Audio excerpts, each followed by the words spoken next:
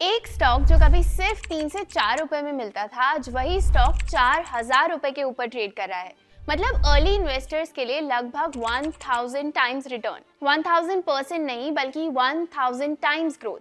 और ये कैलकुलेशन सिर्फ शेयर प्राइस पर बेस्ड है। इसमें डिविडेंड, बोनस या बाकी रिटर्न्स अभी इंक्लूड भी नहीं किए हैं। इंडियन स्टॉक मार्केट में ऐसी स्टोरीज कम देखने मिलती है और इस स्टोरी के सबसे बड़े बिलीवर्स में से एक थे लेट राकेश झुनझुनवाला। उन्होंने टाइटन में इन्वेस्ट करना शुरू किया जब स्टॉक लगभग 30 रुपए का था। आज वो इन्वेस्टमेंट 130 टाइम्स से भी ज्यादा ग्रो हो चुका है। लेकिन टाइटन की स्टोरी सिर्फ रिटर्न्स की स्टोरी नहीं है। एक वक्त ऐसा भी था जब इस कंपनी को स्टार्ट करने की गवर्नमेंट परमिशन ही नहीं मिल रही थी।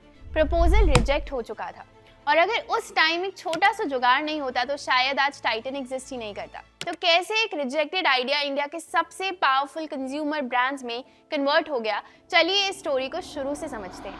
टाइटन की स्टोरी समझने के लिए थोड़ा सा पीछे जाना पड़ेगा। इंडिपेंडेंस के बाद इंडिया की वॉच इंडस्ट्री ऑलमोस्ट एक ही कंपनी डोमिनेट करती थी, HMT वॉचेस। HMT का फुल फॉर्म था हिंदुस्तान मशीन टूल्स, एक गवर्नमेंट कंपनी जो इंडिया की मैन्युफैक्चरिंग कैपेबिलिटी बिल्ड करने के लिए बनाई गई थी। 1961 में बैंगलोर में जब HMT की पहली वॉच फैक्ट्री शुरू हुई तो उसका inauguration prime minister Jawaharlal Nehru ने किया था।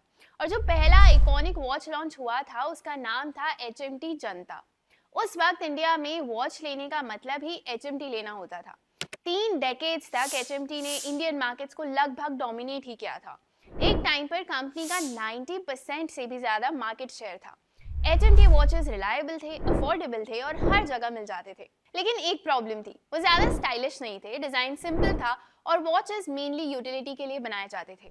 और इसका एक बड़ा रीजन था कि उस time HMT mostly mechanical watches ही मैन्युफैक्चर करता था। अब मैकेनिकल वॉच को सिंपल लैंग्वेज में समझें तो ये स्प्रिंग्स और गियर से चलती है। अंदर एक स्प्रिंग होती है जो अनवाइंड होते हुए गियर्स को चलाती है और वही गियर्स वॉच के हैंड्स को मूव करते हैं। प्रॉब्लम ये थी कि मैकेनिकल वॉचेस उतनी एक्यूरेट नहीं होती और उनका डिजाइन भी ज्यादा स्लिम या मॉडर्न बनाना मुश्किल होता है। दूसरी तरफ थी quartz watches. Quartz watches battery और क्वार्ट्ज क्रिस्टल से चलती है। ये टेक्नोलॉजी ज्यादा एक्यूरेट होती है, मेंटेनेंस कम होती है और वॉचेस ज्यादा स्लिम और स्टाइलिश डिजाइन में बन सकती है। 1970s तक दुनिया की वॉच इंडस्ट्री काफी हद तक क्वार्ट्ज टेक्नोलॉजी पर शिफ्ट हो चुकी थी। लेकिन इंडिया में रेगुलेशंस की वजह से मैकेनिकल वॉचेस ही डोमिनेट कर रहे थे और इसी वजह से मार्केट में एक इंटरेस्टिंग गैप क्रिएट हुआ। उस वक्त Indian watch market basically 2 extremes में डिवाइडेड था। एक तरफ थे लोकल वॉचेस जैसे HMT। ये वॉचेस रिलायबल और अफोर्डेबल तो थे, लेकिन डिजाइन काफी बेसिक था और उन्हें ज्यादातर यूटिलिटी के लिए ही बनाया जाता था। दूसरी तरफ थे स्विस लग्जरी वॉचेस जैसे रोलेक्स और ओमेगा। इनकी क्वालिटी और डिजाइन वर्ल्ड क्लास थी, लेकिन उनकी प्राइस इतनी ज्यादा होती थी कि मोस्ट ऑफ द इंडियंस के लिए वो प्रैक्टिकली अनरीचेबल थे। मतलब मार्केट में एक क्लियर गैप था, एक तरफ सिंपल और बेसिक वॉचेस और दूसरी तरफ बहुत एक्सपेंसिव लग्जरी वॉचेस। इन दोनों के बीच एक चीज मिसिंग थी, एक ऐसा वॉच ब्रांड जो स्टाइलिश हो, मॉडर्न हो, एस्पिरेशनल हो और फिर भी इंडियन कंज्यूमर्स के लिए अफोर्डेबल हो। और इसी गैप को आगे चलकर टाइटन फिल करेगा। लेकिन टाइटन की स्टोरी शुरू होती है एक अनएक्सपेक्टेड मीटिंग से। टाइटन की स्टोरी शुरू होती है एक सरसी देसाई से, जो बाद में टाइटन के फर्स्ट मैनेजिंग डायरेक्टर बने। उस वक्त वो टाटा प्रेस में जनरल मैनेजर थे। टाटा ग्रुप एक ऐसा बिजनेस बिल्ड करना चाहता था जो स्ट्रॉन्ग हो, प्रॉफिटेबल हो और फ्यूचर में पब्लिक भी हो सके। इसी दौरान देसाई जी की मुलाकात हुई मिस्टर एस महादेवन से, जो उस वक्त तमिलनाडु इंडस्ट्रियल डेवलपमेंट कॉर्पोरेशन यानी TIDCO से जुड़े हुए एक सीनियर ब्यूरोक्रेट और पॉलिसी मेकर थे। डिस्कशन के दौरान महादेवन ने एक आइडिया दिया, इंडिया को प्रीमियम वॉचेस मैन्युफैक्चर करनी चाहिए। देसाई जी को ये आइडिया पसंद आया, लेकिन जब प्रपोजल गवर्नमेंट के पास गया तो सीधा रिजेक्ट हो गया। रूल्स के अकॉर्डिंग सिर्फ पब्लिक सेक्टर और स्मॉल स्केल कंपनीज ही वॉचेस बना सकती थी। मतलब आइडिया ऑलमोस्ट इम्पॉसिबल लग रहा था। लेकिन स्टोरी यहीं खत्म नहीं हुई। 1979 में स्टोरी ने एक इंपॉर्टेंट टर्न लिया। महादेवन TIDCO के चेयरमैन और मैनेजिंग डायरेक्टर बन गए। अब एक नई पॉसिबिलिटी ओपन हुई। अगर गवर्नमेंट ऑर्गेनाइजेशन और प्राइवेट कंपनी मिलकर पार्टनरशिप करे तो वॉच मैन्युफैक्चरिंग की परमिशन मिल सकती थी। और एग्जैक्टली वही हुआ। 1983-84 के अराउंड एक जॉइंट वेंचर क्रिएट हुआ। एक साइड पर था TIDCO और दूसरी साइड पर थी क्वेस्टार इन्वेस्टमेंट्स, जिसे देसाई जी प्रमोट कर रहे थे। बाद में टाटा ग्रुप ने क्वेस्टार का स्टेक एक्वायर कर लिया और कंपनी का नाम रखा गया टाइटन। इस नाम के पीछे भी एक सिंपल सा मीनिंग था, TI आया टाटा इंडस्ट्रीज से और TAN आया तमिलनाडु से। दोनों को मिलकर बना दिया गया टाइटन। 1984 में टाइटन ने ऑफिशियली अपनी जर्नी स्टार्ट की और यहीं से शुरू हुई एक स्टोरी जो आगे चलकर इंडिया के सबसे पावरफुल कंज्यूमर ब्रांड्स में कन्वर्ट होने वाली थी।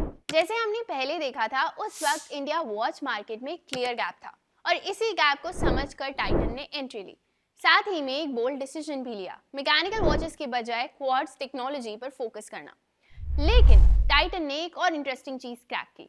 उन्होंने वॉचेस को फैशन एक्सेसरी बना दिया। पहली बार इंडिया में वॉच को सिर्फ टाइम कीपिंग डिवाइस नहीं बल्कि स्टाइल स्टेटमेंट और थॉटफुल गिफ्ट के रूप में मार्केट किया गया।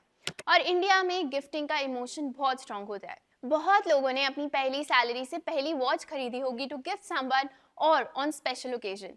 और धीरे धीरे टाइटन एक एस्पिरेशनल ब्रांड बनने लगा। इस विजन को सपोर्ट करने के लिए टाइटन ने मैन्युफैक्चरिंग में भी एक स्मार्ट स्टेप लिया। कंपनी ने अपना major manufacturing unit Hosur Tamil Nadu में एस्टैब्लिश किया। इंटरेस्टिंग बात यह है कि होसुर प्लांट HMT के प्लांट से सिर्फ लगभग 1 घंटे की डिस्टेंस पर था। ये एक स्ट्रैटेजिक डिसीजन था। यहाँ ऑलरेडी वॉच मेकिंग टैलेंट और इकोसिस्टम अवेलेबल था। इसका टाइटन को डायरेक्ट एडवांटेज मिला। लेकिन टाइटन की स्ट्रैटेजी यही नहीं रुकी। उस टाइम वॉचेस मोस्टली डिस्ट्रीब्यूटर्स और जनरल स्टोर्स के थ्रू बिकती थी। टाइटन ने एक अलग रास्ता चूज किया। उन्होंने एक्सक्लूसिव रिटेल स्टोर्स खोलने शुरू किए जहां कस्टमर्स डायरेक्टली ब्रांड एक्सपीरियंस कर सके। लेट 1980s और अर्ली 1990s में टाइटन के एयर कंडीशन शोरूम्स खुद एक प्रीमियम एक्सपीरियंस होते थे। कस्टमर्स आते थे, वॉचेस एक्सप्लोर करते थे, ट्राई करते थे और ब्रांड के साथ कनेक्ट करते थे। ये रिटेल स्ट्रैटेजी टाइटन की सबसे बड़ी स्ट्रेंथ्स में से एक बन गई। फिर आया 1996 जब टाइटन ने एक और बोल्ड मूव लिया। कंपनी ने एंट्री की ज्वेलरी इंडस्ट्री में और लॉन्च किया तनिष्क। शुरू में ये डिसीजन रिस्की लग रहा था क्योंकि इंडिया में ज्वेलरी ट्रेडिशनली फैमिली ज्वेलर से ही आती थी। कॉर्पोरेट ब्रांड्स पर लोग उतना ट्रस्ट नहीं करते थे। लेकिन टाइटन ने ट्रस्ट बिल्ड करने पर फोकस किया। उन्होंने इंट्रोड्यूस की कैरेट मीटर टेक्नोलॉजी, जिससे कस्टमर्स ज्वेलरी की गोल्ड प्योरिटी इंस्टेंटली टेस्ट कर सकते थे। ट्रांसपेरेंसी, प्योरिटी टेस्टिंग और स्टैंडर्डाइज्ड प्राइसिंग ने धीरे धीरे कस्टमर्स का ट्रस्ट बिल्ड किया और तनिष्क धीरे धीरे इंडिया के लार्जेस्ट ऑर्गेनाइज्ड ज्वेलरी ब्रांड्स में से एक बन गया।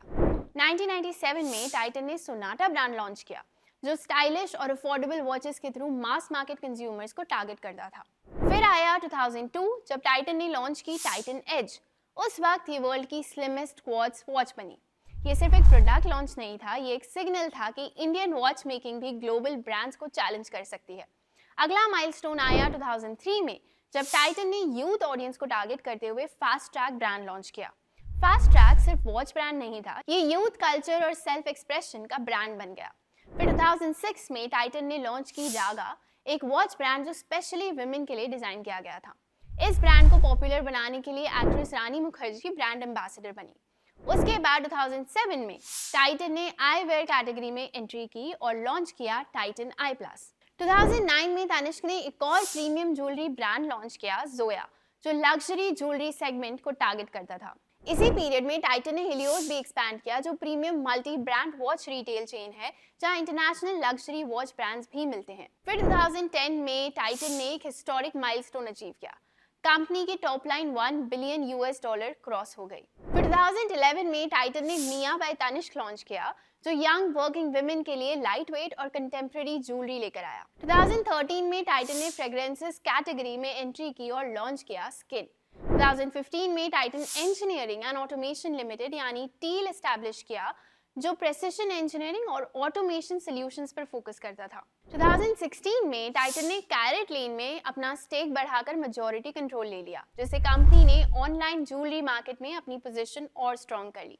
2022 में टाइटन ने विमेन बैग सेगमेंट में एंट्री की और लॉन्च किया IRTH ब्रांड। 2023 में तनिष्क ने अपना पहला स्टोर यूनाइटेड स्टेट्स में ओपन किया, जो टाइटन के ग्लोबल एक्सपेंशन का एक इम्पोर्टेंट स्टेप था। 2024 में टाइटन आई प्लस ने GCC रीजन में अपना पहला स्टोर लॉन्च किया और 2025 में टाइटन ने लॉन्च किया बियॉन्ड, जो लैब ग्रोन डायमंड्स पर फोकस ज्वेलरी ब्रांड है।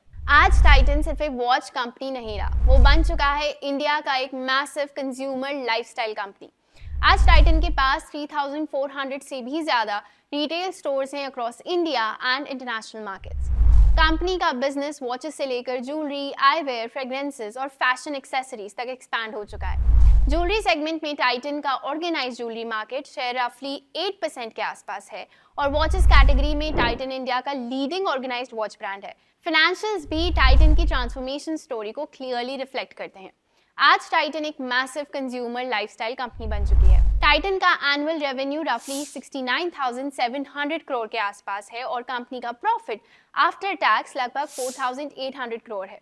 मार्केट वैल्यू की बात करें तो टाइटन का मार्केट कैपिटलाइजेशन 3.6 लाख करोड़ से भी ज्यादा है।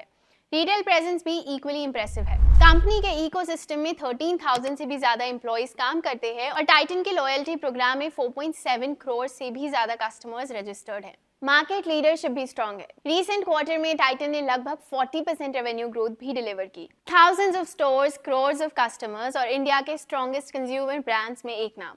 और जब आप पूरी कहानी को देखते हैं तो रियलाइज होता है कि ये स्टोरी सिर्फ एक वॉच कंपनी की नहीं है, ये स्टोरी है विजन की, इनोवेशन की और लॉन्ग टर्म थिंकिंग की। और सबसे इंटरेस्टिंग बात, ये पूरी कहानी शुरू हुई थी एक रिजेक्टेड आइडिया और एक छोटे से जुगाड़ से।